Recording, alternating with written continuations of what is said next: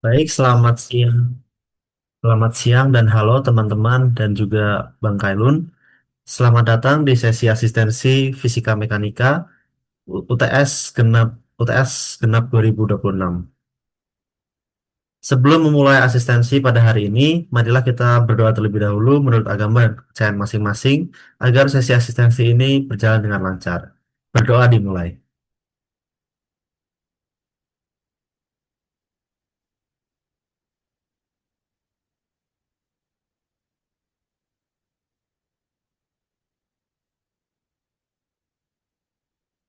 Berdoa tidak pernah dicukupkan. Perkenalkan, saya Benus Darwan dari Teknik Komputer 2025, anggota aktif IKM FTUI 2025 sebagai BP Akpro IME FTUI 2026 dan akan menjadi moderator pada sesi kali ini. Asistensi Fisika Mekanika pada hari ini akan diisi oleh Bang Yukailun dari Teknik Elektro 2024. Terima kasih Kak, terima kasih Bang sudah meluangkan waktu dan bersedia untuk menjadi pemberi materi.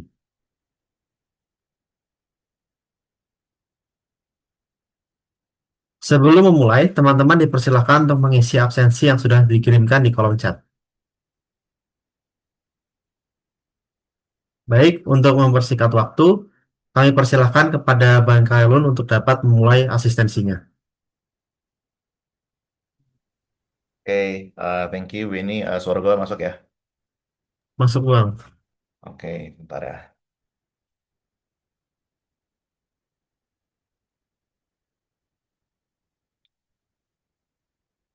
Harusnya udah kelihatan lah ya layarnya. Kelihatan, Bang. Oke, oke. Jadi selamat siang teman-teman 2025. Sebelumnya kenalin nama gue Kairun dari Elektro 24. Di sini gue mungkin hari ini menjadi pengasih sekalian untuk fisika mekanika. Jadi ini mungkin di awal-awal gue mau ngasih tahu informasi mengenai UTS Fismek kalian. Jadi untuk UTS Fismek itu dilaksanain di hari Sabtu tanggal 4 ya. Jadi jangan dilupakan dan ada di jam 10 pagi. Untuk ruangannya sudah diatur di sini, jadi jangan sampai salah ruangan ya guys. Untuk materi sih, materi UTS-nya ya, kalau dari pengalaman gua, biasanya itu dari dinamika rotasi, pasti. Terus ada juga usaha energi, dan biasanya itu ada mungkin ada gerak periodik atau gerak harmonik osilasi lah intinya. Intinya kayak gitu, jadi yang kuis itu nggak masuk ke UTS harusnya. Nah mungkin ini ada oh, lupa, ini ada tambahan kinematika rotasi harusnya. Oke, untuk materi sih kurang nggak akan terlalu berat sih sebenarnya. Dan mungkin pertama-tama gue akan mulai dari ini, dari dinamika rotasi. By the way, kalau suara gue kurang jelas atau putus-putus, bilang aja ya, di interrupt aja. Ini lagi nggak terlalu kondusif. Jadi, definisi kalau dari kinematika rotasi ini, kita mengenal dua gerak yang mungkin kalian udah familiar, yaitu gerak lingkar beraturan dan gerak melingkar berubah beraturan. Jadi kalau di GMB itu sifatnya adalah alfanya itu adalah nol. Alfa itu apa? Alfa itu percepatan sudut. Jadi dia alfa ini percepatan sudut. Yang satuannya adalah radian per second kuadrat. Oke. Kemudian eh untuk rumus GMB itu hanya ada satu, di mana theta ini adalah sama dengan omega dikali T. Ini mungkin familiar dengan rumus gerak lurus beraturan di mana jarak itu adalah kecepatan dikali waktu. Jadi kalian bisa menggunakan analogi dalam gerak lurus dan gerak melingkar ini. Kalian bisa pakai analogi bahwa S itu sama dengan theta, omega sama dengan V, kayak gitu. Nanti mungkin akan lebih baik lagi analoginya. Terus untuk GMBB, ini mirip dengan GLBB. Bedanya adalah V itu, kalau misalkan di sini V, di sini omega. Terus ada alfa, terus ada theta juga yang tadi. Nah, yang beda di sini ada A, yaitu percepatan, dan ada jarak atau perpindahan. Oke? Untuk rumus-rumusnya ada tiga yang kita kenal dulu, itu omega sama dengan omega nol plus alfa kali T. Terus ada juga theta sama dengan omega 0 T tambah setengah alfa T kuadrat. Kemudian untuk yang ketiga itu ada yang ini, yang omega kuadrat sama dengan omega 0 kuadrat ditambah 2 alfa kali kali theta, sorry. Jadi rumusnya kurang lebih mirip kayak GLBB yang kalian udah dapat di awal semester ini, tapi bedanya cuma beda di ini aja. Ada yang mau ditanyain soal kinematika rotasi?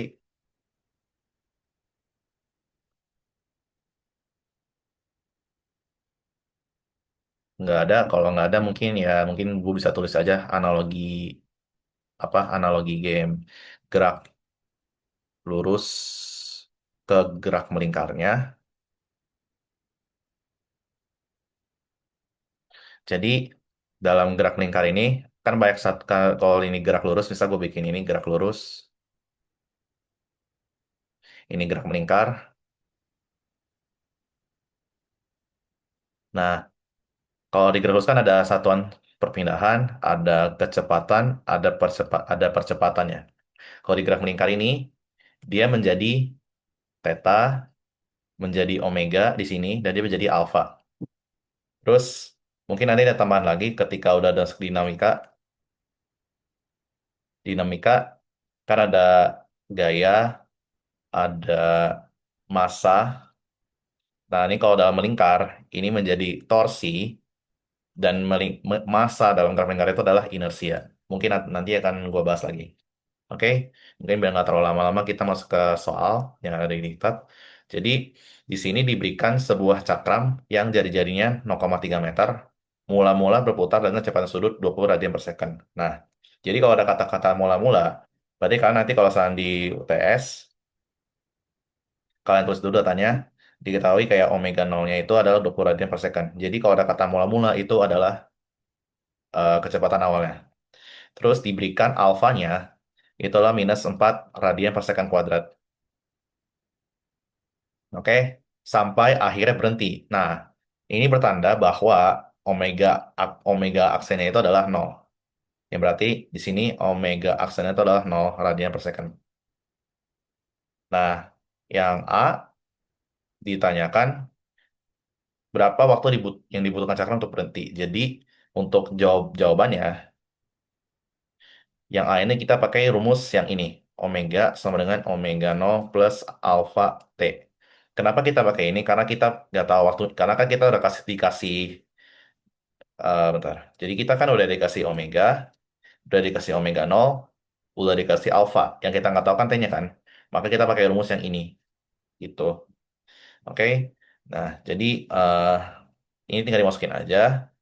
Ini sama dengan ini sama dengan nol sama dengan 20 plus minus 4 dikali T. Ini sama dengan 20 min 4T. Nah, ini kan bisa ditulis, bisa pindah ruas.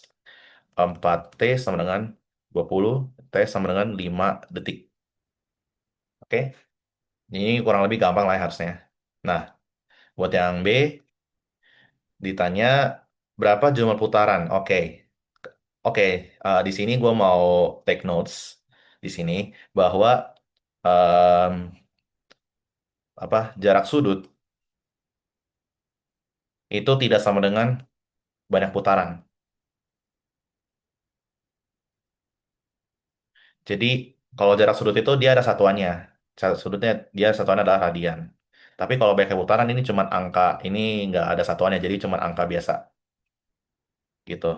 Sini gue mau take notes aja.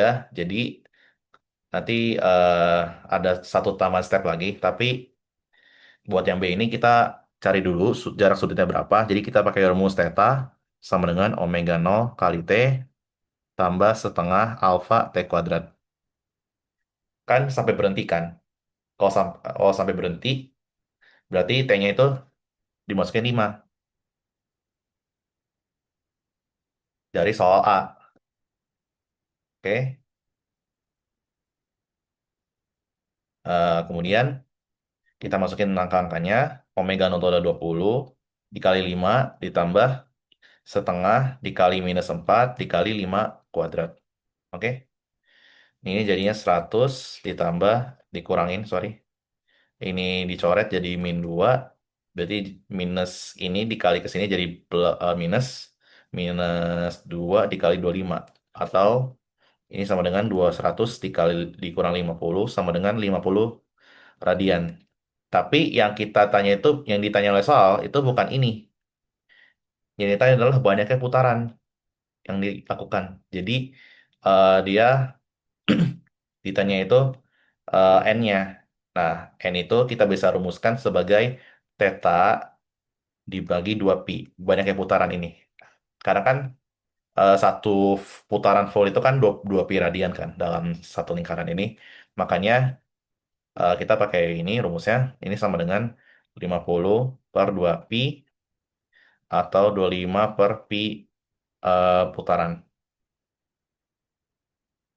Ada yang mau ditanya sebelum gue lanjut?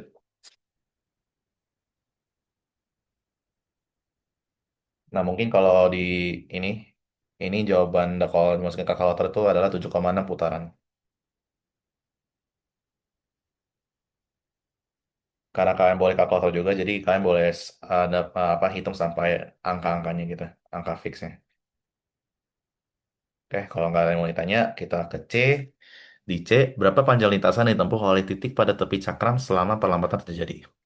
Oke, ini mungkin bisa gue kasih ilustrasi ya. Jadi ini kan cakram. Cakram itu ya bentuknya lingkaran gini. Nah, ini dikasih sebuah titik dalam satu ini. Jadi misalnya dikasih titik sini.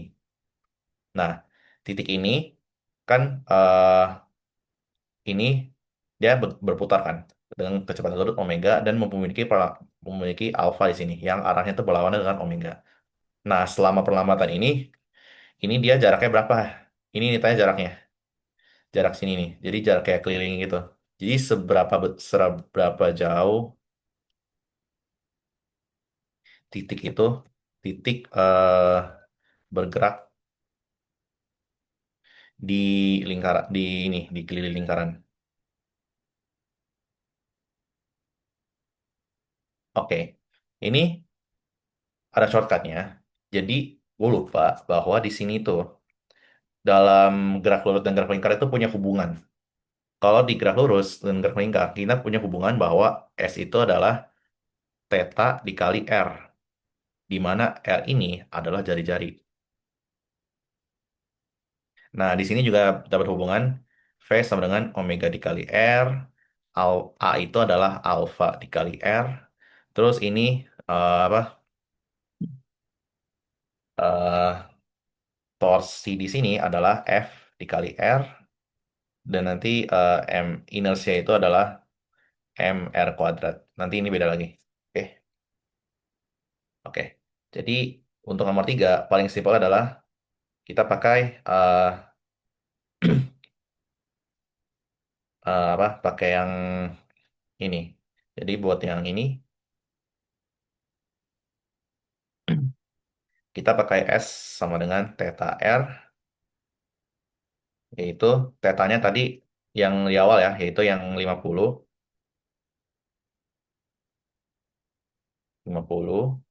dikali 0,3 yaitu 15 meter.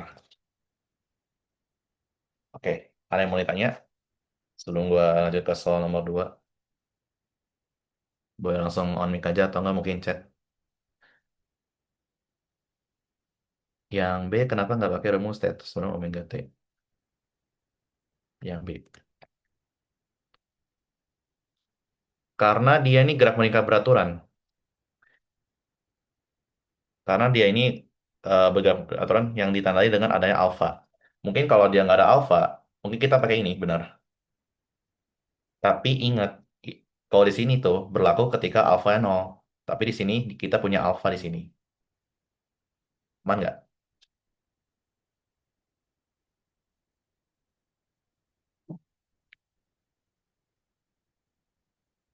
Oke. Ada lagi yang mau nanya sebelum gue lanjut ke soal yang ini? Kita masih bahas kinematika rotasi di sini. Boleh on mic langsung atau lewat chat.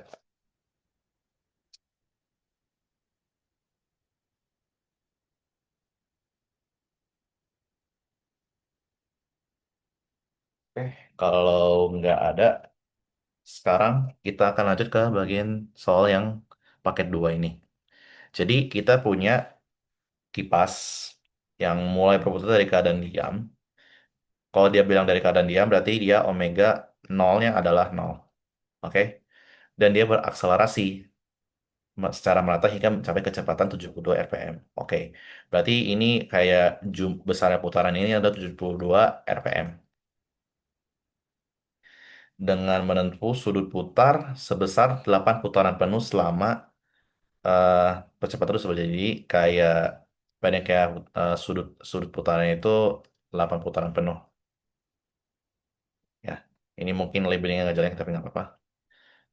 Nah, ditanya berapakah percepatan sudut dalam radian per second kuadrat dari kipas tersebut.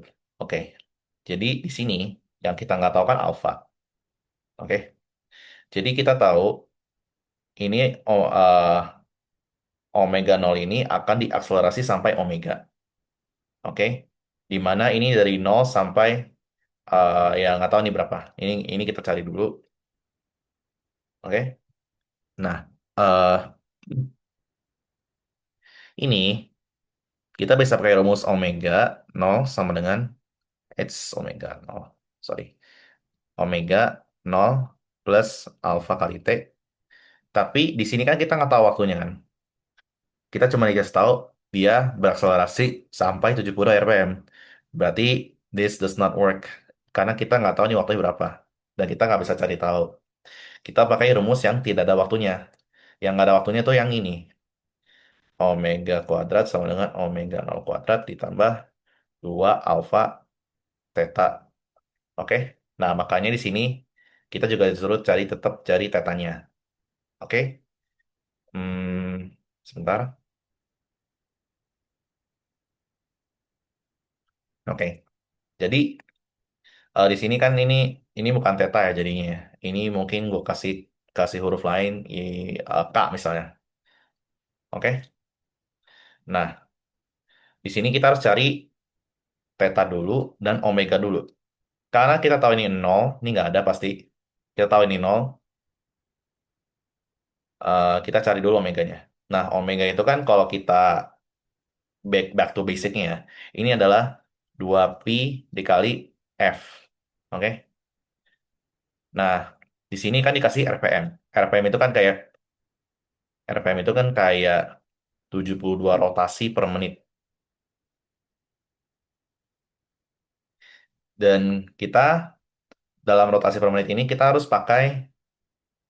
cari radian apa rotasi per detiknya karena kita dalam fisika kan satuan internasional kan second ya. Jadi kita ubah ke ini ke 72 rotasi per 60 detik.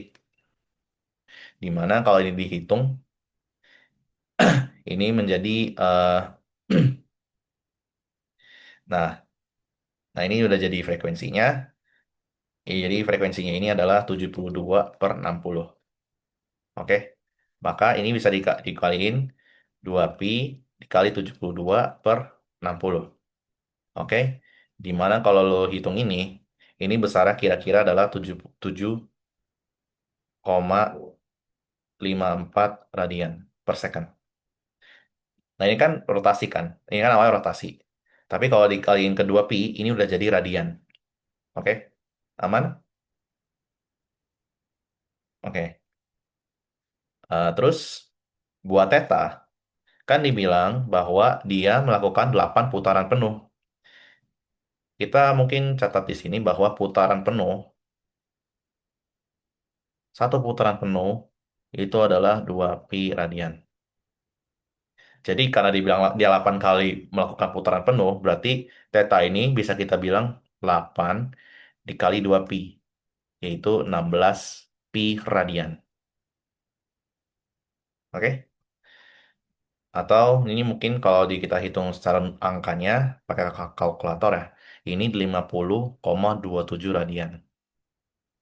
Nah, sekarang kita pakai rumus yang ini, rumus yang apa? Rumus yang tadi omega kuadrat. Karena tadi kita tahu omega nol nggak ada, berarti kita pakai omega kuadrat sama dengan 2 alfa kali theta. Berarti Di sini kita bisa isolate, kita bisa bikin alfa sendirian. Berarti alfa itu adalah omega kuadrat dibagi 2 dikali theta ya. Karena kan kita cari alfa. Nah, di sini kita bisa masukin angkanya 50,27 kuadrat dibagi 2 salah, maaf. Oke, di bawahnya ini 50 dikali 50,27, terus ini atasnya adalah berapa? 7,54 radian. Dimana kalau kita hitung ini kan eh, nanti kan diakalin ya. Oke, ini kan, oh ya dikuadratin, sorry. Kalau dikuadratin ini jadi 56,84 per 100,54. Tapi kan ini, oh ya ini, hmm, oh ya. Jadi ini kalau dihitung besarnya adalah sekitar 0,57 radian per second kuadrat. Oke, baik. Sekarang kita ke B. Berapa lama waktu diperlukan untuk mencapai kecepatan akhir? Nah, sekarang baru kita bisa menggunakan rumus yang ini, yang ada waktunya. Omega sama dengan omega 0 tambah alfa kali T. Kenapa? Karena kita udah tahu eh, alfa berapa nih. Berarti kita bisa cari T di sini. Gitu. Nah, kenapa di A nggak bisa? Di A itu nggak bisa karena kita cuma dikasih ini sama ini. Minimal kita nggak tahu alfa berapa, kita nggak tahu T berapa. Jadi makanya di B baru kita bisa menggunakan rumus yang ini. Gitu. Jadi ini bisa kita tulis, ini 7,54 sama dengan alfanya itu tadi 0,57 dikali T. Berarti T itu 7,54 gitu deh, per 0,57 detik. Di mana nih kalau dihitung pakai kalkulator, ini sama dengan 13,2 detik. Oke, nah kita lanjut ke C, ditanya adalah kecepatan rata-rata. Jadi kalau ditanya kecepatan rata-rata, average atau AVG, ini biasanya adalah kecepatan awal ditambah kecepatan akhir dibagi 2. Karena kan ini ada 2 kan, gitu. Jadi ini mudah-mudah aja, ini 0 ditambah 7,54 dibagi 2, yaitu 3,77 radian per second. Oke. Nah, sebelum gua lanjut ke materi berikutnya, ada yang mau ditanya soal kinematika rotasi? Boleh on mic atau lewat chat.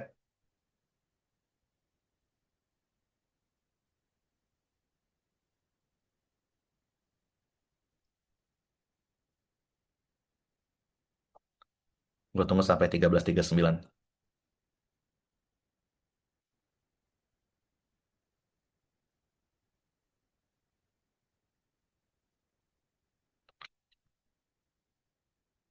Oke, kalau nggak ada yang ditanyakan, sekarang kita akan beralih ke dinamika rotasi. Karena di paket 2 ini, kita udah pakai dinamika rotasi. Jadi, sebentar. Jadi, kita sekarang udah masuk ke dinamika rotasi.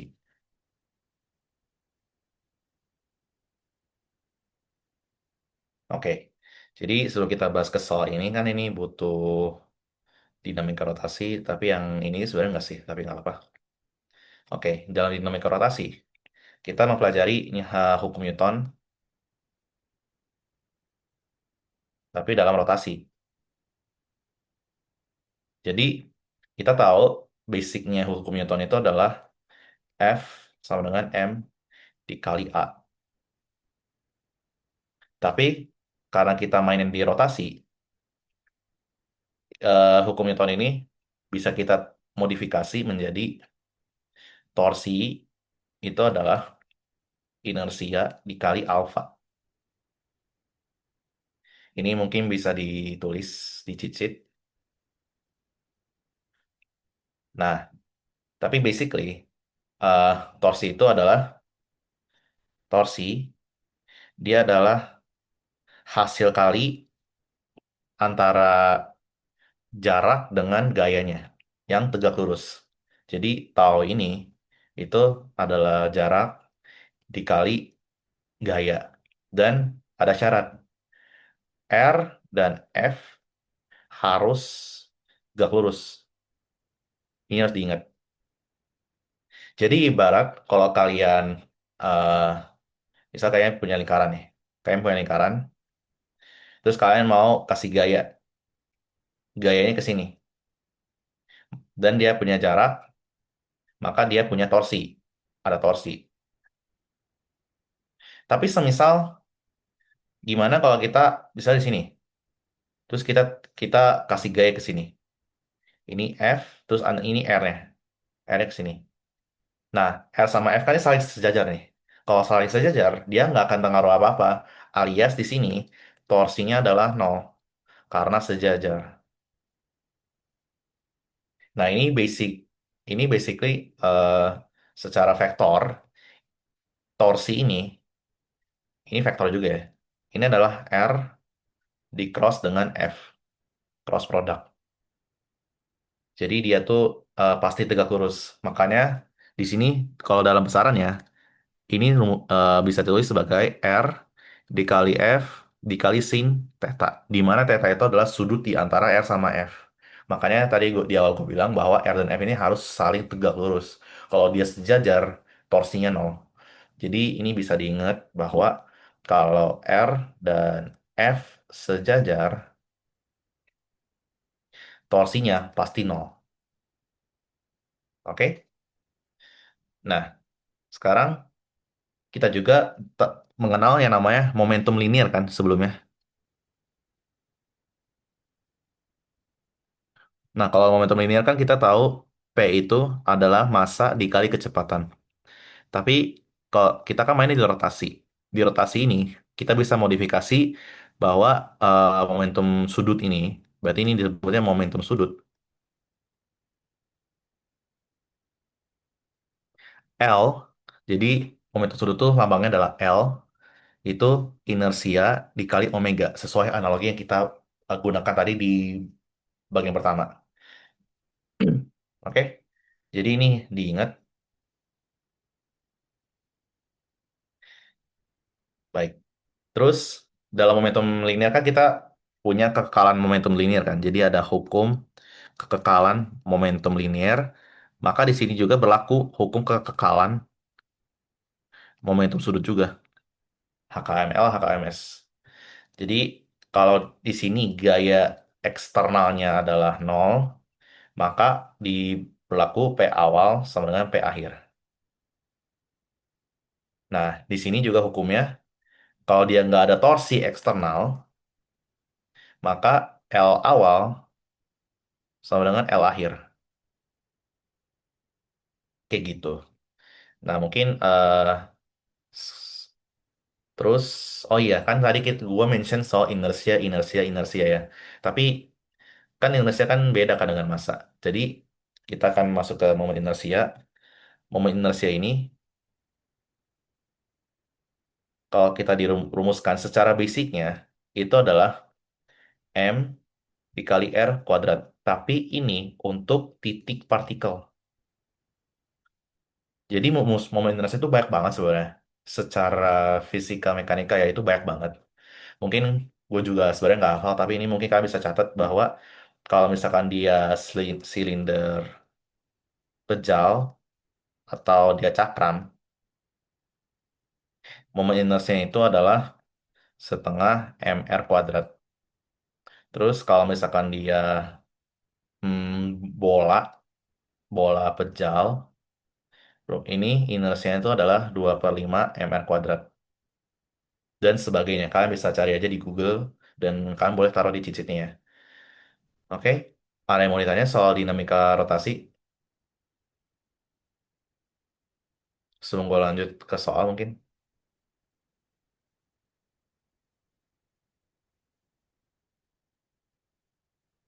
Oke, mungkin karena nggak ada pertanyaan, kita lanjut ke soal nomor 2. Jadi di sini dikasih roda gila A dan roda gila B dan piring kopling ya. Jadi di sini ada roda A dan roda B. Nah, kita tulis aja kita data dulu yang diketahui. eh roda gila A punya massa 2. Berarti MA itu 2 kilogram.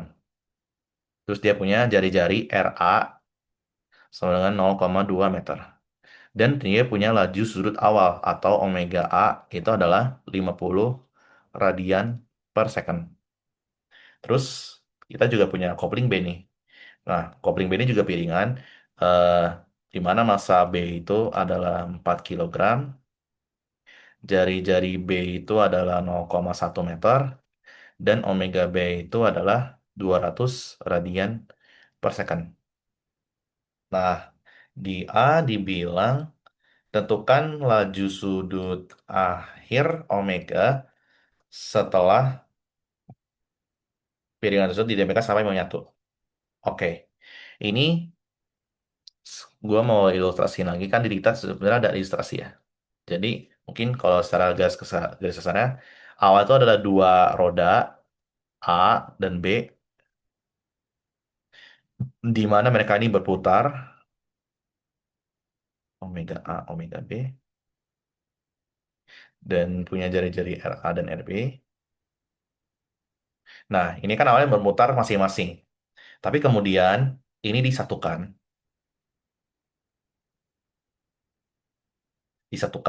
dia menjadi satu aksis, satu poros jadinya. Ini jadi satu poros di sini. Mereka jadi satu poros di sini. Ini roda B, ini roda A gitu. Nah, hubungan roda satu poros bukan yang saling singgungan, satu poros. Satu poros tuh apa tandanya nah dia memiliki sumbu putar yang sama. Omega A itu akan sama dengan omega B akan sama dengan omega. Jadi dia memiliki kecepatan sudut yang sama ya. Kalian harus ingat ini. Ini mungkin bisa dicatat aja. Baik. Sekarang selama disatukan ini dia kan tidak ada torsi eksternal kan. Kalau dia nggak ada torsi eksternal, kalau tidak torsi eksternal berarti berlaku hukum kekekalan momentum sudut.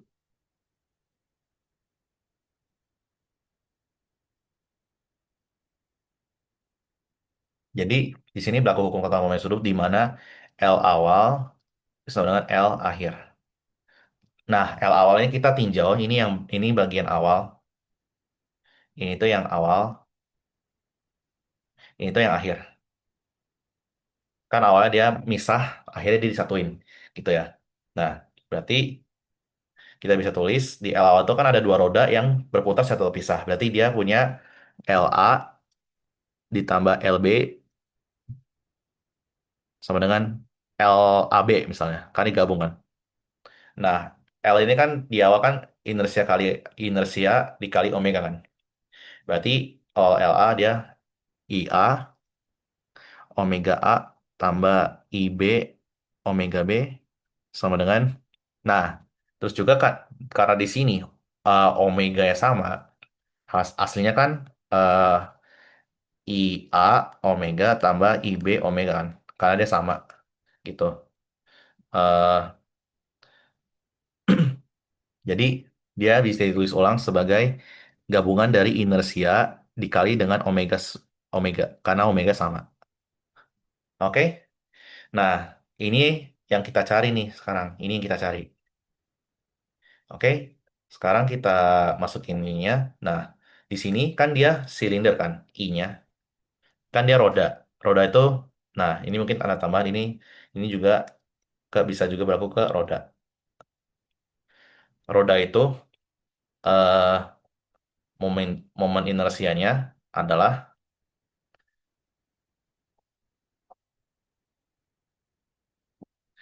inersianya itu adalah setengah mr kuadrat. Jadi kita pakai yang ini karena dia roda, dia silinder tipis gitu. Oke. Nah, berarti kita bisa hitung IA itu adalah setengah M A R A kuadrat. IB itu setengah MB RB kuadrat. Oke, ini jadi setengah dikali 2 dikali 0,2 kuadrat. Jadi ini bisa dicoret dan jadinya itu dapat 0,04 kilogram meter kuadrat. Oke, satuannya adalah kilogram meter kuadrat. Kemudian eh, ini setengah dikali 4 dikali 0,1 kuadrat. Nah, ini besarnya adalah, ini kan 2 dikali 0,01 yaitu 0,02 kilogram meter kuadrat. Oke, jadi kita balikin lagi ke rumus ini. IA omega A tambah IB omega B sama dengan IA tambah IB kali omega. Oke, berarti kita masukkan angka-angkanya. Ini 0,04 dikali omega A-nya itu adalah 50. IB-nya itu 0,02 dikali 200 sama dengan 0,04 tambah 0,06. Sorry, 2 kali omega. Nah, ini kan kalau dihitung, ini dapatnya 2 tambah 4 sama dengan 0,06 omega. Berarti ini 6 sama dengan 0,06 omega. Berarti omega itu adalah 6 dibagi 0,06, yaitu 100 radian per second. Oke, ini bagian A. Terus buat yang bagian B, apakah energi kinetik kekal selama proses penyatuan? Jadi syarat, jadi untuk B, syarat EK kekal, energi kinetik awal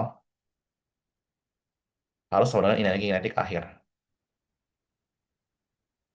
Nah, energi kinetik, oh iya, untuk energi kinetik di rotasi, EK rotasi, ini gue tambah di sini, energi kinetik rotasi.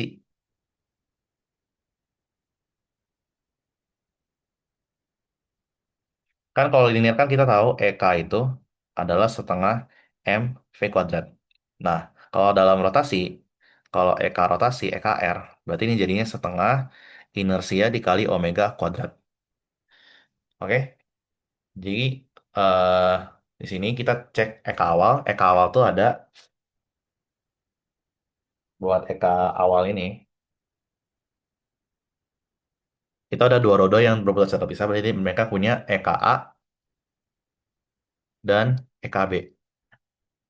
Nah, ini bisa ditulis sebagai setengah inersia A dikali omega A kuadrat ditambah setengah inersia B omega B kuadrat. Oke? Nah, ini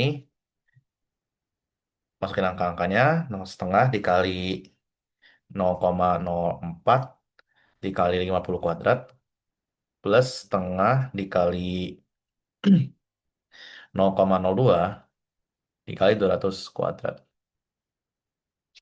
Nah, ini bisa kita dicoret jadi 0,02. Ini jadinya 0,02 dikali 2.500 tambah 0,01 dikali 40.000. Gimana ini?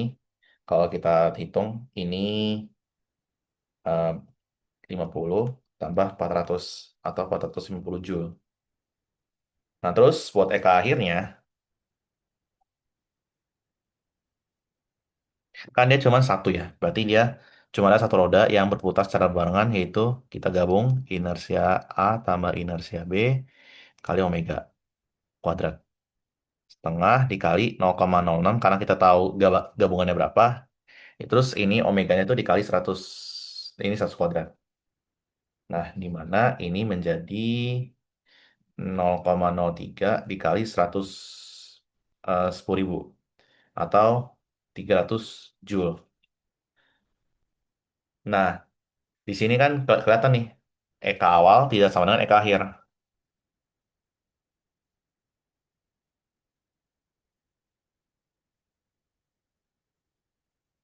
Maka energi kinetik itu tidak kekal karena dia apa ada hilang, energi itu ini hilang jadi bentuk yang lain. Oke, ada yang mau ditanya buat soal ini sebelum gua lanjut ke soal berikutnya? Boleh on mic atau chat.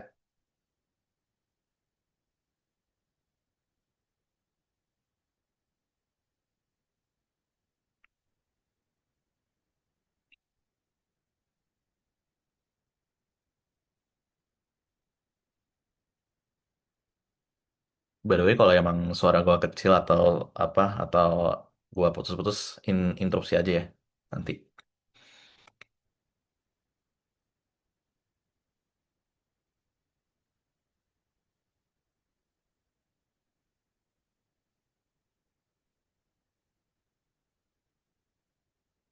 Oke, karena nggak ada yang nanya, kita boleh lanjut ke soal berikutnya. Soal berikutnya ini nggak perlu yang materi awal sih, tapi ini gua akan jelasin cross product. Jadi ada gaya F min 8 I tambah 6J bekerja pada sebuah partikel dengan vektor posisi R 3 I tambah 4J. Jadi diberikan F dalam, ini vektor ya, ini min 8I tambah 6J Newton. Terus R-nya itu adalah 3I tambah 4J meter. Ditanyakan torsi pada partikel terhadap titik asal. Jadi ditanya adalah yang A itu adalah torsi itu apa? Nah, karena disuruh dinyatakan dalam apa? Dalam notasi vektor satuan, berarti kita nggak bisa pakai asal kita cari besar dulu, terus kita kalikan dengan sin dan segala macam. Nggak bisa. Kita harus pakai cross product di sini. Jadi torsi itu kan dalam vektor itu adalah R di cross dengan F. Oke? Berarti kita bisa tulis ini 3I tambah 4J di-crosskan dengan min 8I tambah 6J. Oke, mungkin ada dua cara. Yang menurut cara pertama itu pakai determinan. Kalian bisa pakai determinan, di mana nanti kalau gua tulis ini determinannya, di sini kita tulis I, J, K. Jadi kalau cross product, kalian selalu tulis apa vektor satuannya dulu. Oh ya, karena ini dua dimensi, ini mungkin nggak perlu IJ ya, IJK ya. Sini I, J, terus oh ya IJK, tetap IJK karena nanti hasil akhirnya itu adalah vektor tiga dimensi ya. Jadi kalau dia cross product kan, cross product itu kan ada vektor A, ada vektor B. Nah, hasil cross product itu yang ini, yang di atas ini. Sorry, kalau kalau pakai aturan tangan kanan, misal kita mau cari A cross B. Nah, ini kalau pakai aturan tangan kanan, nanti kan A ini kan ke sini kan. A itu muter ke A itu nanti gerak ke B. Nanti kalau pakai tangan kanan, berarti kalian arahin A dulu, terus kalian putar ke B. Terus kalian jempolnya. Nah, jempol itu menjadi arah vektor cross produknya. Jadi ini adalah A cross B. Oke? Nah, jadi kalian bisa, itu mungkin untuk materi cross product. Nah, ini ditulis 3 4 0 terus ini min 8 6 0. Oke, kalian boleh pakai determinan, pakai ekspansi kofaktor. Atau yang kedua, ini mungkin gua ajarin. Jadi, ini pakai aturan ini. Jadi, kita tahu I cross J itu adalah K. Oke? Dan I cross I 0, J cross J 0, Nah, kita pakai rumus yang ini. Jadi kita akan mulai menghitung di sini. Di sini, untuk menghitung cross product, kalian bisa juga nggak pakai determinan. Misalnya ini 3i tambah 4j di cross dengan min 8i tambah 6j. Kalian pakai aturan distribusi biasa. Jadi ini dikali ini, terus ini dikali ini dengan syarat ini. Ini harus diperhatikan. Jadi misalkan yang pertama, misalkan ini 3i, 3i, gimana, mana? Oke, ini 3i ini dikali dengan 8i. Kan 3i, 3 dikali min 8 adalah minus 24. Tapi kita ingat ini i dengan i. Berarti ini langsung 0. Berarti ini jadinya eh, 0. Terus buat yang kedua, eh, I, 3i dikali 6j. Nah, 3 kali 6 kan 18. Nah, I di cross dengan J itu adalah K, sesuai dengan aturan yang gue beri taruh di sini.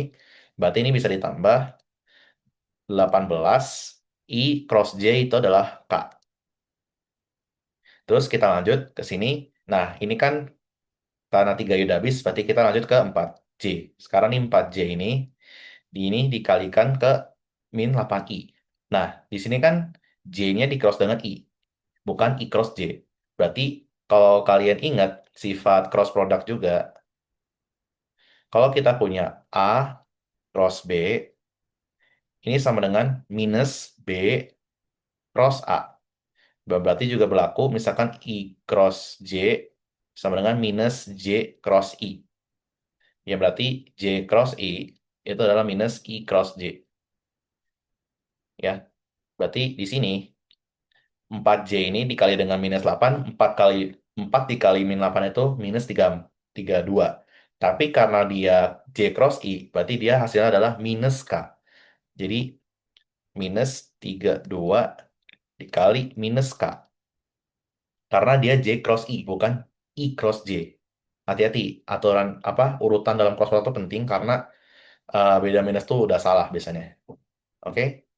Nah, ini dilanjut. Kita punya 4J dikali dengan 6J. Karena di J kali J, ya udah berarti 0. Jadi kita tinjau yang tidak sejajar. Oke? Nah, ini sama dengan 18K ditambah 32K, di mana hasilnya adalah 50K Newton meter. Ini torsinya. Ada yang mau ditanya masalah ini? Sebelum gue lanjut.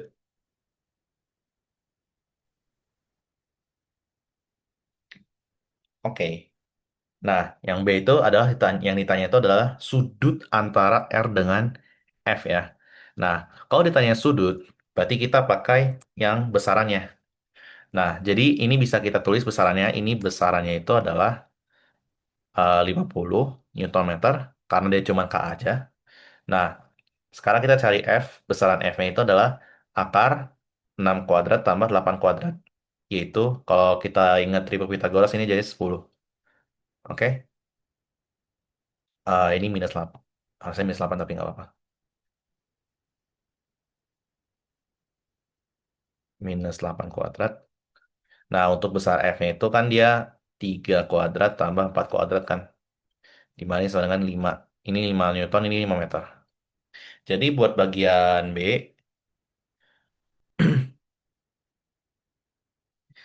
eh, torsi itu juga bisa tulis sebagai besar R, besar F, dikali sin theta. Nah, ini kan ada theta nih, berarti yang ini yang kita cari nih. Jadi sin theta itu adalah torsi dibagi besar F, ini besar torsi juga sih sebenarnya. Karena kalau kita udah menyatakan dalam besaran, berarti ini skalar hasilnya, bukan vektor. Gitu. Oke, kita lanjut ke sini. Tadi torsinya itu 50 dibagi dengan R itu ada 5 dikali 10. Di mana ini sama dengan 50 bagi 50, berarti sin tetanya adalah 1. Nah, Theta sama dengan berapa agar sin theta itu satu? Ya pi per 2 jawabannya. Atau 90 derajat.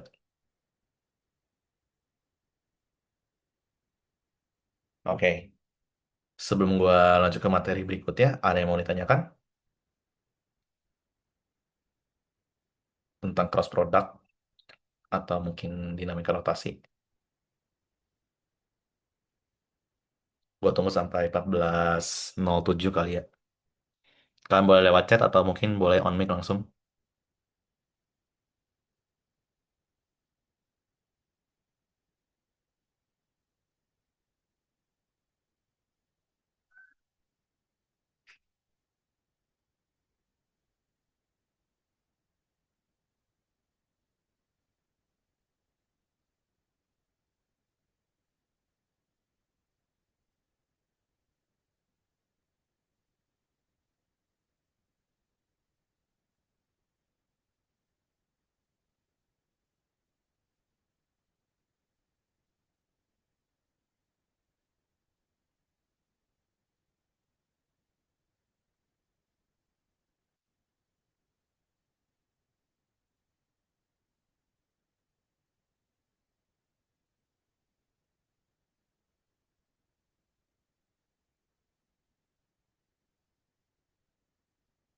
Oke, karena nggak ada yang nanya, mungkin sekarang kita nggak masuk ke yang soal 3 yang pakai satu dan 2 di diktat. Ini perlu materi energi, jadi kita masuk ke energi ya sekarang. Usaha dan energi.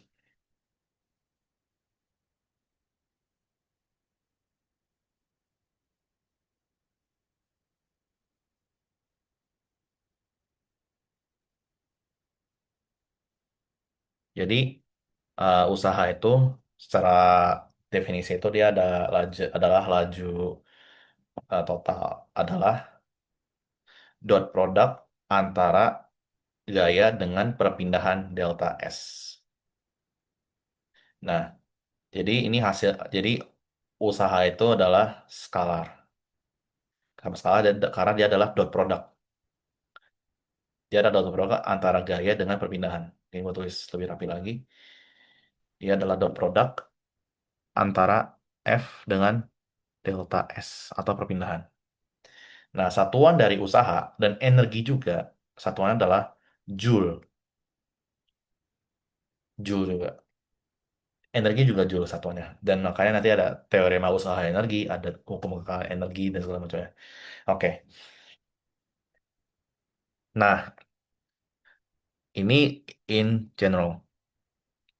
Dan misalkan eh D delta S-nya, delta S atau F-nya itu dalam bentuk fungsi,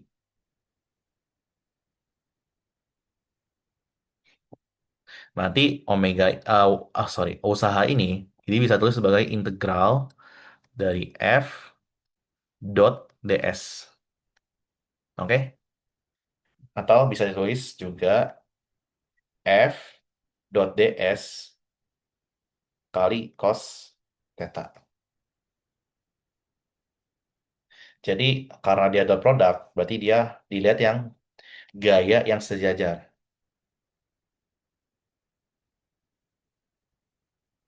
dengan perpindahan. Jadi kalau kita ilustrasikan, misal kita punya balok. Balok ini kita tarik dengan gaya. Misal gayanya ke sini. Dan perpindahannya itu ke sana. Nah, berarti yang kita lihat itu adalah gaya yang sejajar dengan S ini. Apa gaya yang sejajar dengan S? Yaitu yang ini. Jadi ini kita proyeksikan ke sini. Misalnya theta, berarti ini kalau diproyeksikan, ini adalah F cos theta. Jadi usahanya di sini itu adalah F delta S cos theta. Jadi yang diatur adalah gaya yang sejajar. Yang gaya yang ini dia tidak mempengaruhi usaha sama sekali. Karena dia tegak lurus dengan perpindahannya. Kalau dia tegak lurus dengan perpindahannya, usahanya nol. Itu pasti. gitu ya. Jadi notes kalau gaya tegak lurus ini tanda tegak lurus dengan perpindahan misal di delta S, oh usaha ini itu pasti nol karena dia tidak mempengaruhi sama sekali. Jadi kalau bisa kita ilustrasikan, misal kita punya balok, kita tarik ke atas, tapi dia berpindah ke sini. Berarti di sini omega up, sorry, usahanya juga nol gitu. Karena dia F dengan S itu saling tegak lurus. Oke. Nah, sekarang kita ke energi. Energi itu ada dua. Ada energi potensial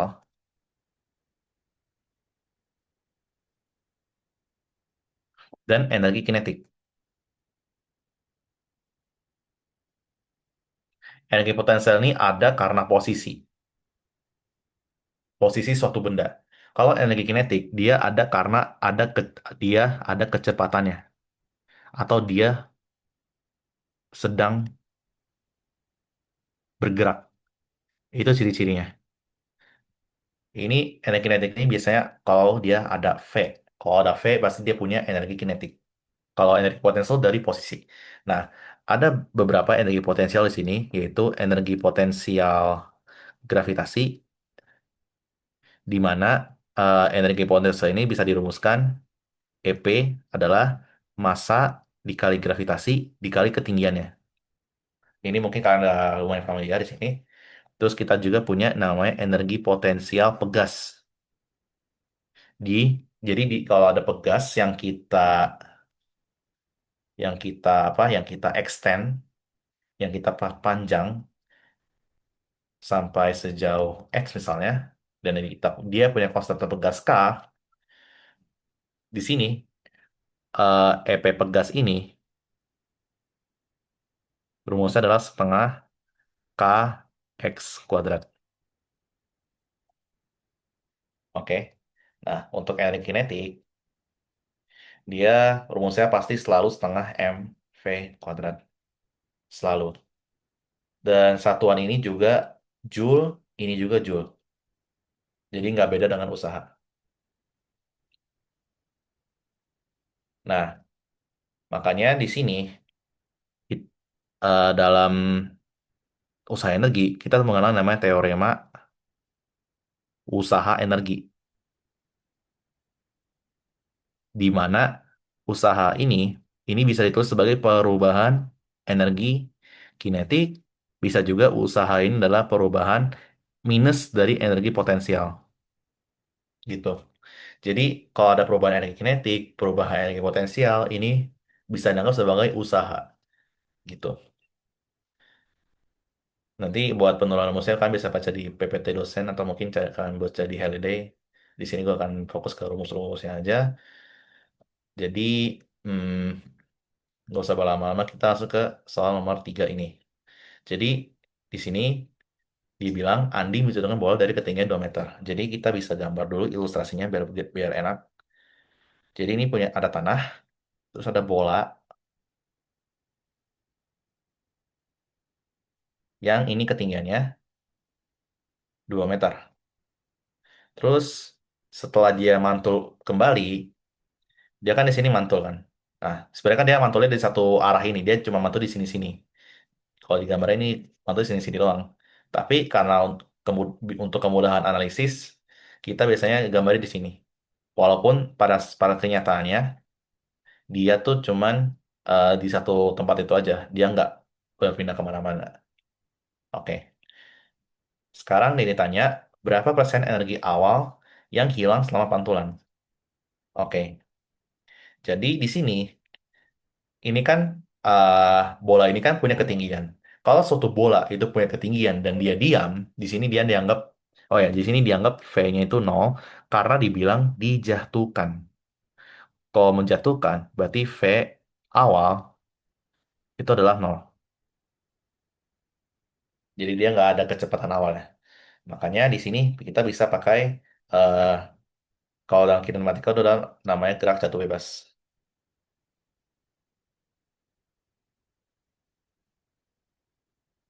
Oke?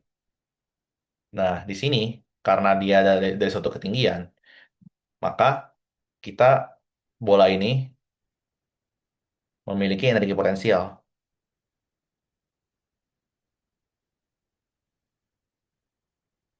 karena dia berada di suatu ketinggian gitu. Jadi dia nggak bergerak dan di sini pun V-nya juga nol. Berarti kita punya EP awal dan EP akhir.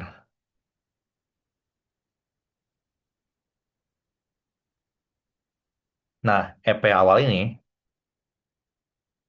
adalah massa dikali gravitasi dikali H awal.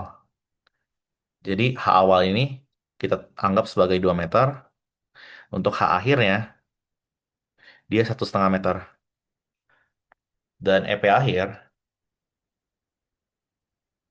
adalah massa dikali gravitasi dikali H akhir. Nah, tapi kan yang ditanyakan adalah persentasenya kan. Jadi kita sebenarnya nggak perlu ngitung ininya banget. Jadi berapa persen energi awal hilang. Jadi kalau ditanya loss atau rugi,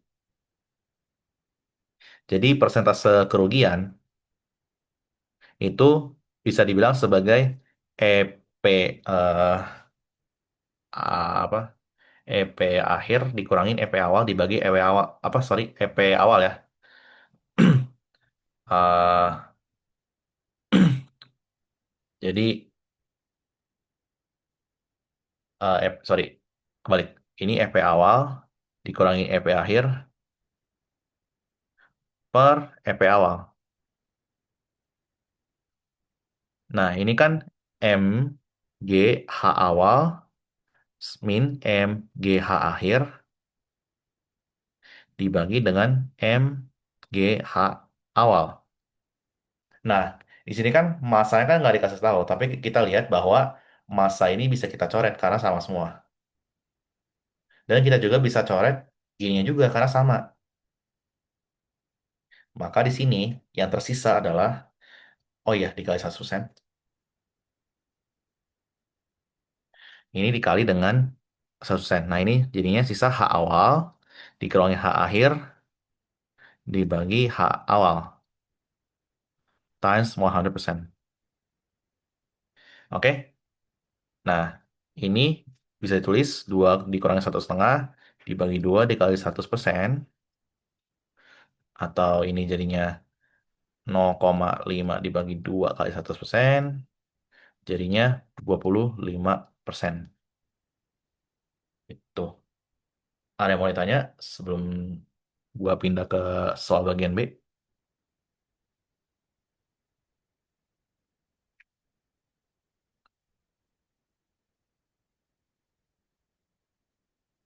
Oke. Nah, buat yang B ini, baru kita manfaatkan namanya gerak jatuh bebas. Jadi, berapa kecepatan bola sesaat sebelum dan sesaat setelah pantulan. eh jadi, di sini kita ninjau bola pada saat dia hampir aja menyentuh tanah. Jadi, awalnya ada bola, dia ke sini, V awal. Terus, pada terus pada saat dia menumbuk ini, dia menumbuk dengan waktu yang sangat singkat, dia akan mantul kembali dengan kecepatan V akhir. Oke? Nah, ini kita pakai rumus gerak jatuh bebas atau GJB.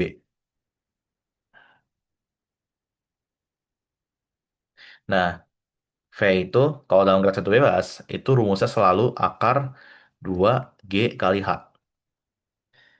Berarti kita bisa tulis V awal itu adalah akar 2 dikali G dikali H awal.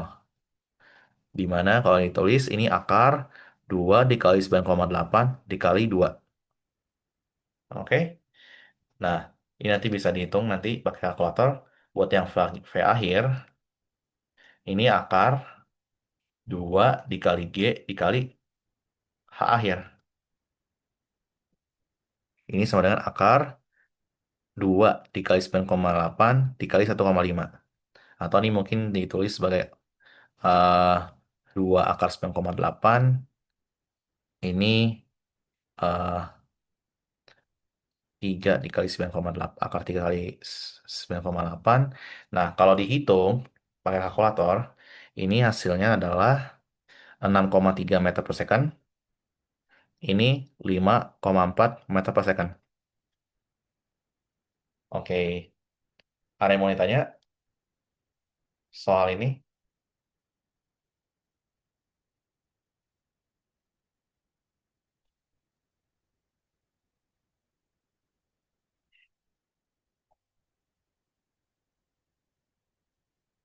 Oke, kalau nggak ada, sekarang kita lanjut ke bagian soal paket 2 ya.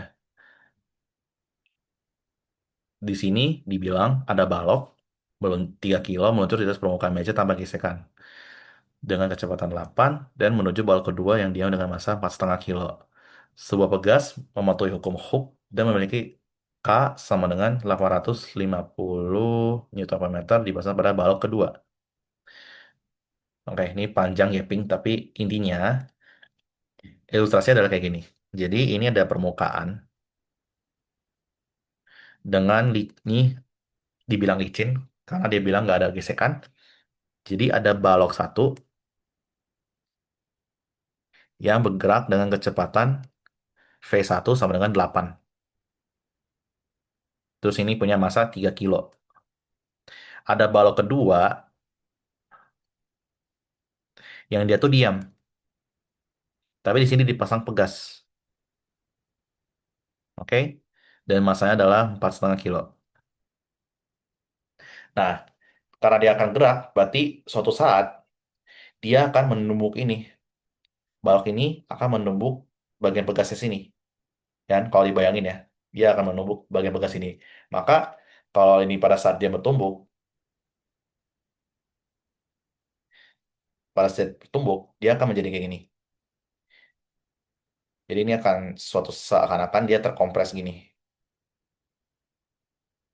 Ini A, ini 1, ini 2, 3 kilo, 4,5 kilo. Nah, karena dia apa? Dia termampatkan, berarti dia akan menjadi satu dan balok dua ini juga akan bergerak dengan kecepatan V. Gitu.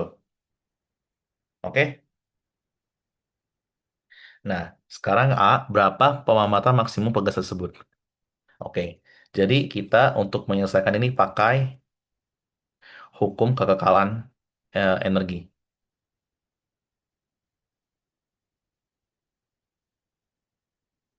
Oke? Jadi di sini kan awalnya kalau jadi ini eh, EM awal, soalnya EM akhir. Oh ya, energi mekanik gue belum bahas. Jadi energi mekanik itu adalah jumlahan antara energi potensial dengan energi kinetik. Intinya itu aja. Jadi dia penjumlahan antara potensial dengan kinetiknya. Itu yang disebut dengan energi mekanik. Nah, di awal kan ini kita cuman punya energi kinetik kan, energi kinetik dari balok satu. Oke, berarti di awal kita juga cuma punya EK1. Oke, sekarang eh, kita anggap pada saat dia pemamatan maksimum, oke, pemamatan maksimum, dia itu sebenarnya B-nya itu belum bergerak seharusnya. Seharusnya itu dia belum bergerak gitu. Oke, eh sebentar.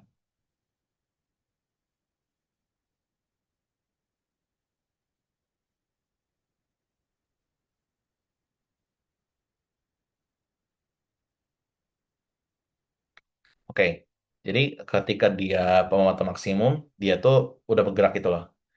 Oke, eh jadi ini harusnya nih sebagai EP pegas juga. Tapi ada energi kinetik. Nah, karena ada tambahan energi kinetik akhir, jadi kita belum bisa menyelesaikan. Berarti kita pertama pakai kekekalan momentum dulu.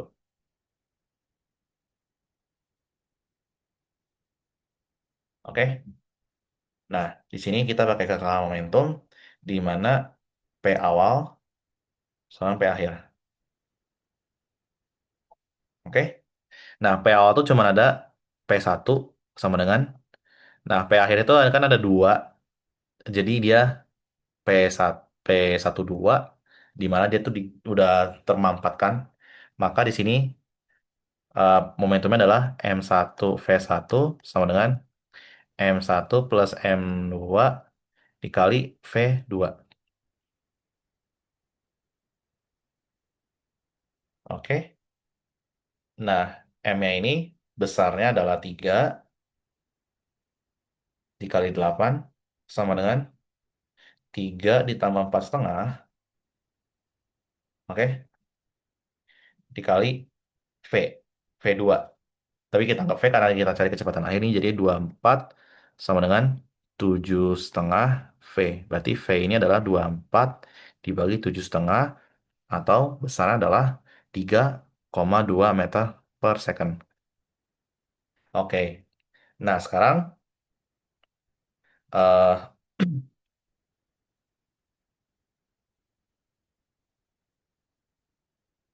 hmm,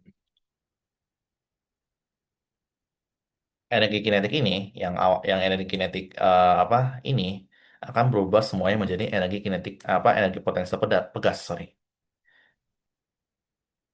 Oke. Nah, hmm, jadi nah di sini kan sebentar.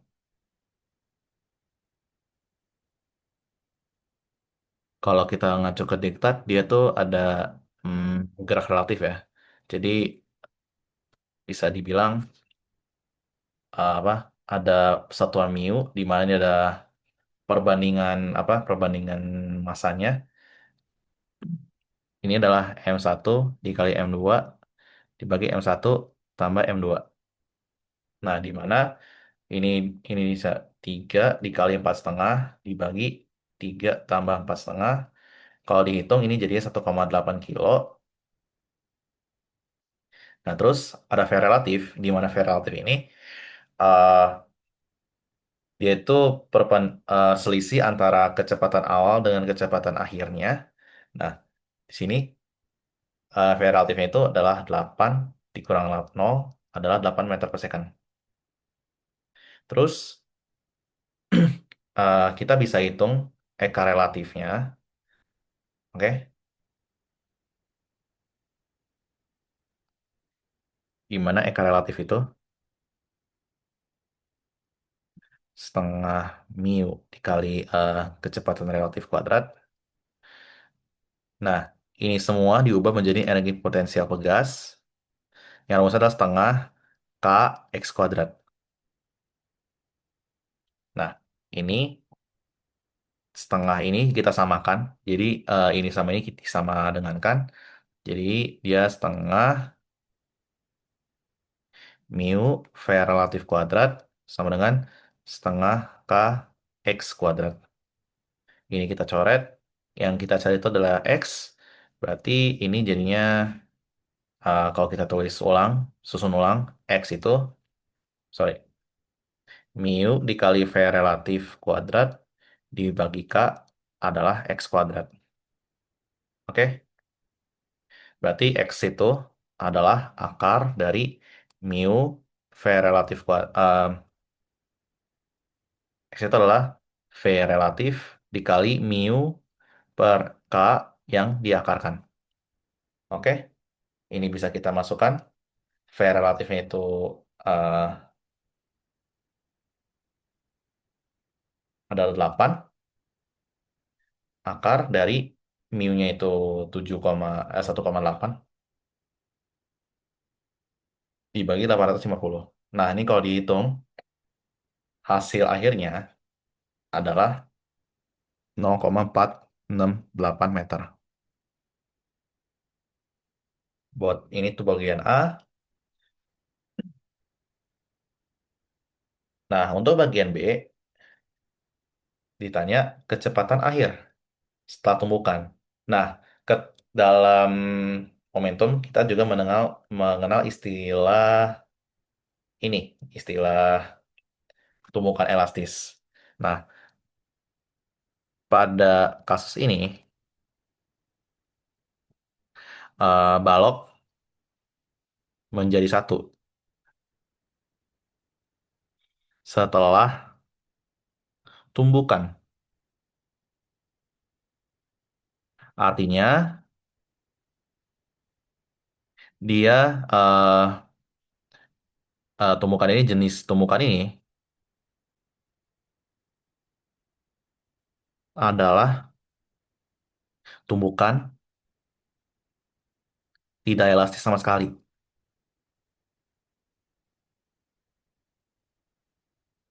Jadi kan dia awalnya kan kalau digambarin kan di awal dia ini ya kayak gini. Terus kan dia jadi satu kan. Pada saat dia tumbuk gini, dia jadi satu kan.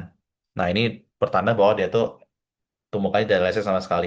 Berarti kecepatan yang B ini itu sama dengan kecepatan A yang kita temuin di awal yaitu 3,2. Jadi kecepatan akhirnya itu dari yang bagian A 3,2 meter per second.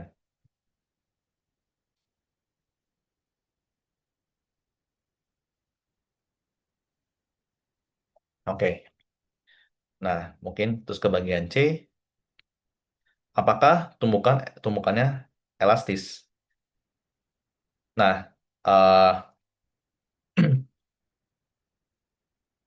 sekarang untuk mengecek apakah dia elastis, sebenarnya jawabannya clearly adalah enggak. Tapi kita coba pakai matematisnya pembuktian. Jadi kita cek energi kinetik awalnya itu adalah setengah massa 1 dikali V1 kuadrat. Ini setengah dikali 3 dikali 8 kuadrat.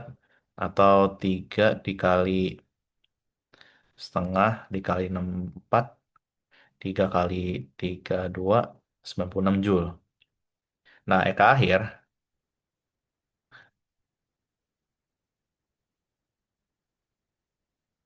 nah setengah M1 tambah M2 dikali V kuadrat. Setengah dikali 3 tambah 4 setengah dikali 3,2 kuadrat. Yang mana besarnya adalah 38,4 Joule.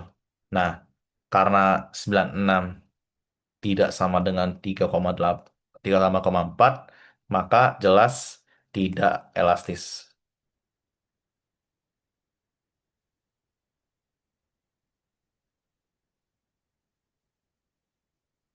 Oke. Nah, ini ada yang nanya, dikatakan elastis atau nggak elastis kalau kapan? Elastis itu, elastis itu berlaku ketika energi kinetiknya itu kekal. Jadi energi kinetik awal itu sama dengan energi kinetik akhir. Kalau ini terpenuhi, berarti dia elastis. Kalau dia nggak terpenuhi, berarti dia tidak elastis. Kayak gitu. Apakah aman?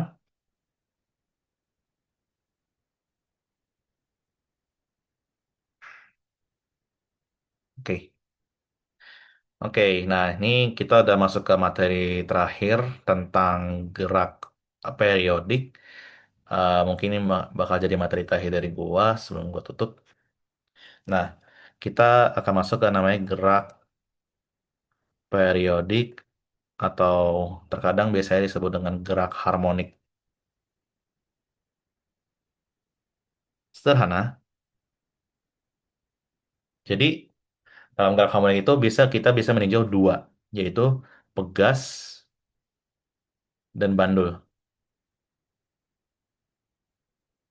Oke, kita biasanya meninjau dua ini. Nah, nah kita akan tinjau pegas dulu.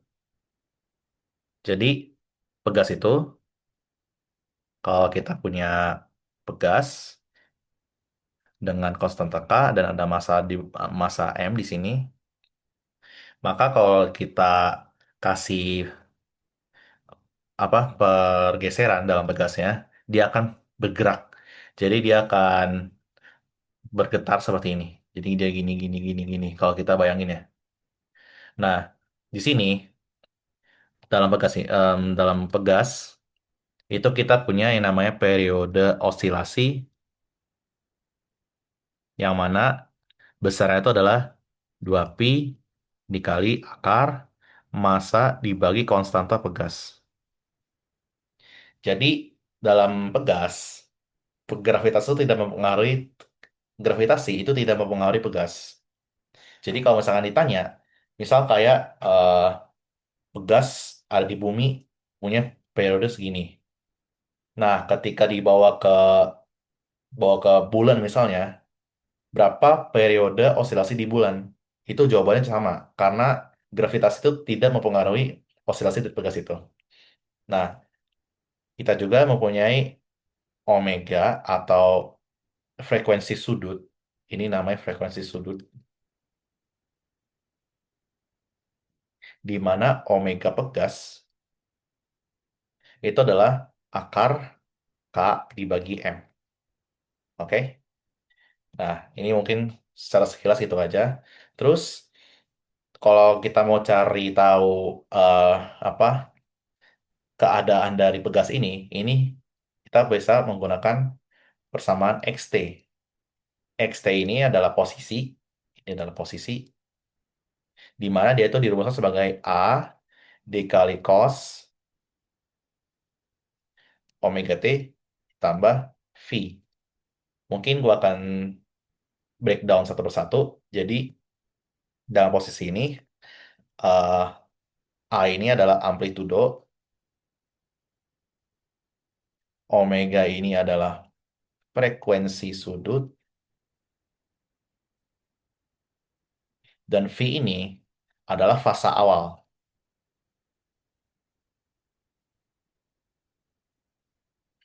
sudut fasa awal.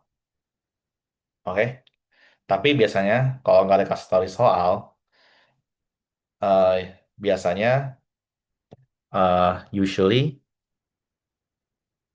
assume V-nya itu adalah 0 derajat. Kita biasa mengasumsikan ini.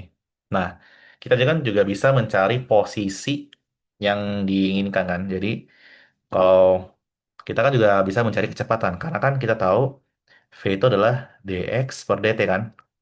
Berarti kita bisa cari Vt, kalau kita turunkan Vt, ini jadinya minus A dikali omega dikali sinus omega t plus V.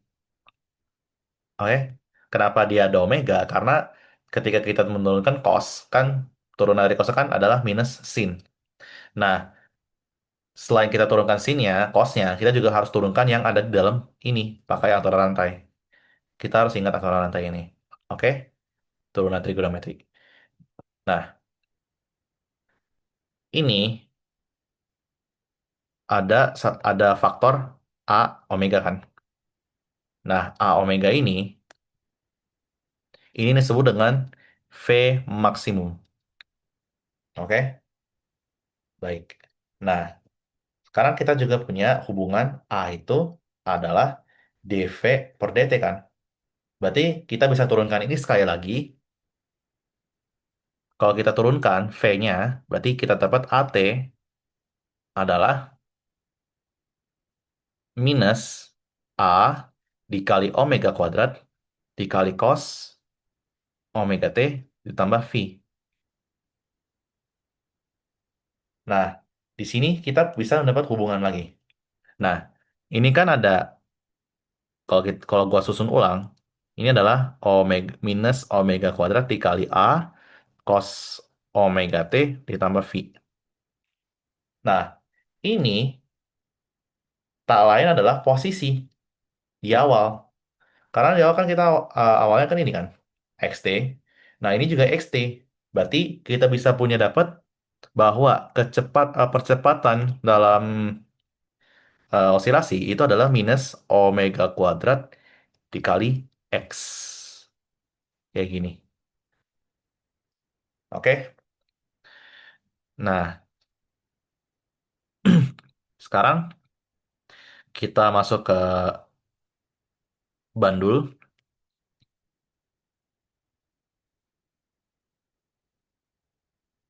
Kalau bandul, dia ada tali, ada misalnya ada langit-langit nih yang dihubungkan dengan tali. Ini bola massa M dan punya panjang L. Oke. Jadi dia akan bergerak seperti ini. Dia akan bergerak seperti meningkat gitu, membusur. Nah, ini juga mempunyai periode osilasi, di mana periode osilasi ini adalah 2pi akar L per G. Oke.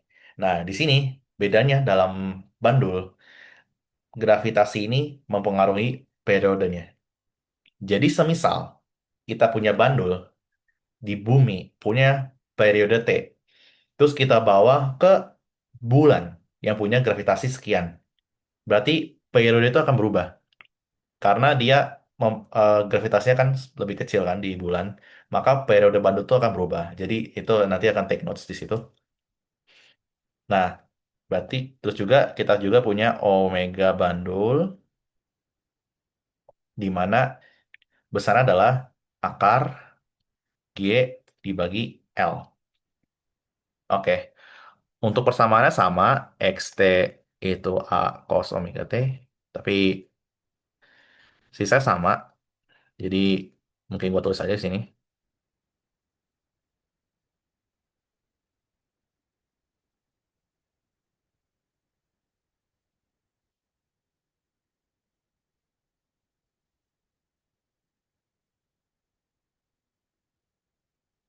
Oke, jadi kurang lebih sama-sama aja kayak yang pegas, hanya bedanya di periodenya saja. Ada yang mau ditanya soal materi gerak periodik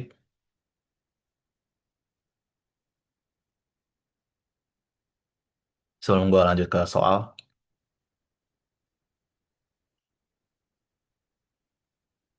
Kalau nggak ada, sekarang kita ke sini. Nah, ini ada garpu tawa berlabel 372 Hz. Jadi diberikan frekuensi itu 372 Hz. Dan dia punya amplitudo 0,7 mm atau 0,7 kali 10 ke min 3 meter. Oke, sekarang ditanya berapa kecepatan maksimum ujung cabang tersebut. Nah, di sini yang A, ingat V itu VT itu adalah minus A omega sin omega T plus V. Nah, yang gue bilang tadi, A kali omega adalah Vmax. Berarti di sini Vmax ini adalah A dikalikan omega. Omega itu rumus lainnya juga kayak gerak melingkar tadi. Omega ini bisa kita tulis sebagai 2pi dikali F. Oke? Berarti di sini Vmax itu adalah A dikali 2pi dikali F. Berarti ini jadinya eh, 0,7 dikali 10 per min 3 dikali 2pi dikali 372. Ini kalau kalian hitung di kalkulator, besarnya adalah 1,64 meter per second. Oke, terus yang B, ini lumayan nggak? Lumayan, lumayan sudah. Ditanya adalah energi kinetik yang dialami lalat, EK max-nya. Jadi kalau ditanya EK max, kan B itu seekor lalat dengan massa 0,02 gram hingga mencengkram di ujung salah satu cabang. Nah, saat cabang bergetar, berapakah energi kinetik maksimum? Nah, di sini ada tulisan bahwa lalat tidak memberi efek. Berarti alatnya itu nggak mempengaruhi garpu tala tersebut. Berarti garpu tala itu tetap bergetar seperti biasanya. Idealnya kayak gitu. Nah, berarti masanya di sini 0,023 gram, 23 gram, yang mana ini sama aja dengan 0,23 dikali 10 per min 3 kilogram. Berarti EK-nya itu setengah dikali massa dikali Vmax kuadrat Ini setengah dikali 0,023 dikali 10 kuadrat min 3 dikali dengan 1,64 kuadrat. Nah ini kalau kita hitung, ini besar adalah, pakai kalkulator aja nggak apa-apa langsung. Besar adalah 3,08 kali 10 min 5 Joule. Ada yang mau ditanya masalah soal ini sebelum kita masuk ke soal terakhir?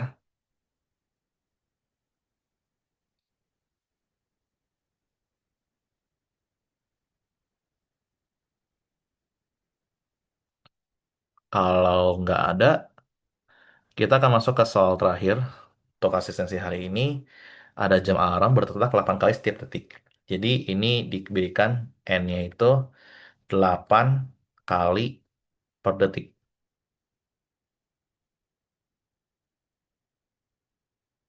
Dengan setiap detik itu mewakili setengah periode.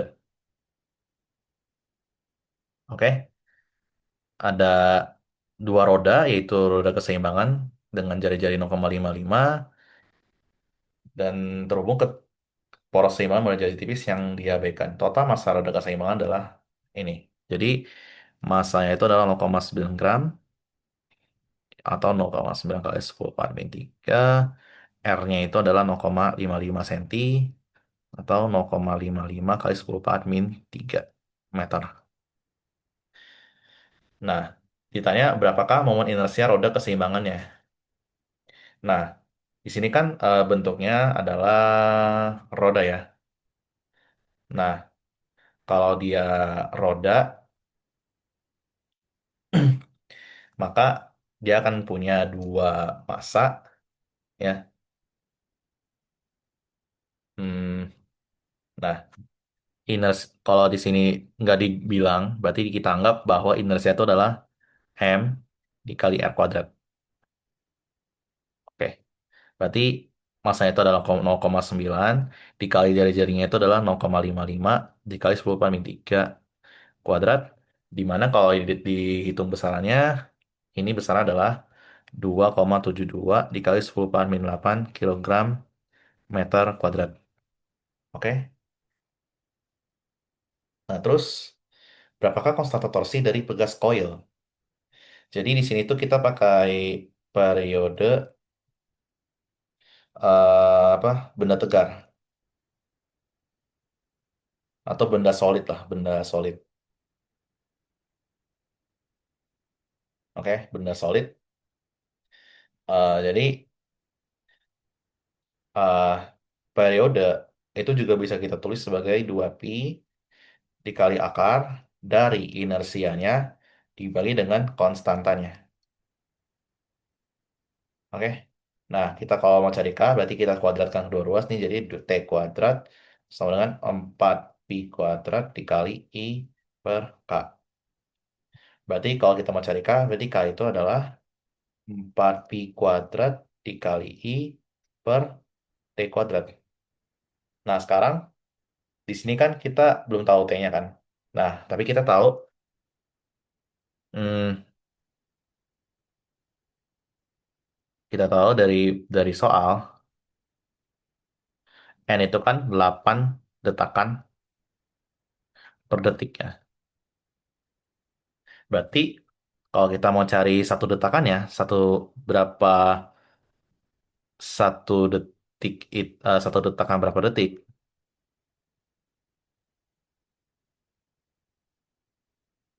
Berarti dia 1/8 atau dia setiap satu detakan itu adalah 0,125 second. Oke? Nah, dia bilang setiap detakan, satu detakan itu adalah setengah periode. Oke? Yang berarti 0,125 ini satu detakan per detiknya ini itu adalah setengah periodenya.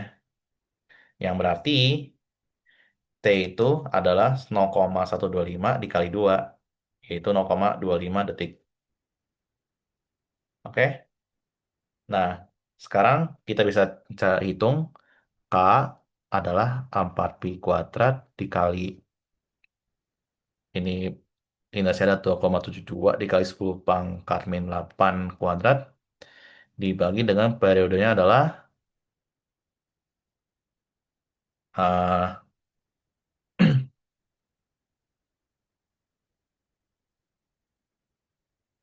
apa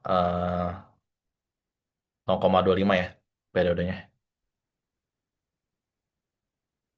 Nah, ini kalau udah selesai ini bisa dihitung pakai kalkulator.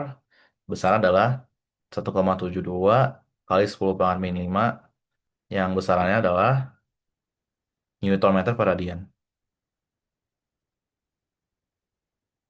Oke, ada yang mau ditanyakan sebelum gue tutup asistensi hari ini?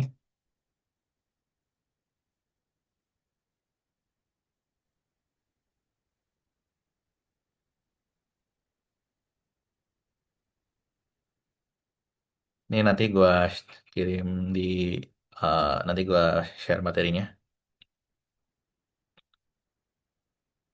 Oke, kalau misalkan nggak ada pertanyaan, gue kembaliin ke mod. Dipersilakan. Oke, baik. Terima kasih kepada Bang Kailun atas asistensi untuk fisika mekanika yang telah diberikan pada hari ini. Untuk teman-teman yang hadir dalam asistensi pada hari ini, kami akan kembali juga untuk mengisi absensi yang ada di kolom chat.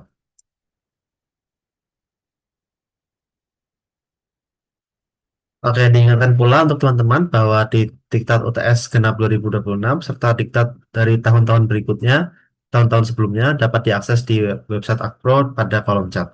Dan untuk rekaman asistensi juga dapat ditonton kembali di channel YouTube Akpro yang akan diupload maksimal 1 hari setelah asistensi ini. Baik, terima kasih kembali kepada Bakailun atas waktu dan ilmu yang diberikan. Dan terima kasih juga kepada teman-teman yang telah mengikuti sesi asistensi untuk fisika mekanika pada siang hari ini. Untuk menutup sesi kali ini, marilah kita berdoa menurut agama dan kepercayaannya masing-masing. Berdoa dimulai.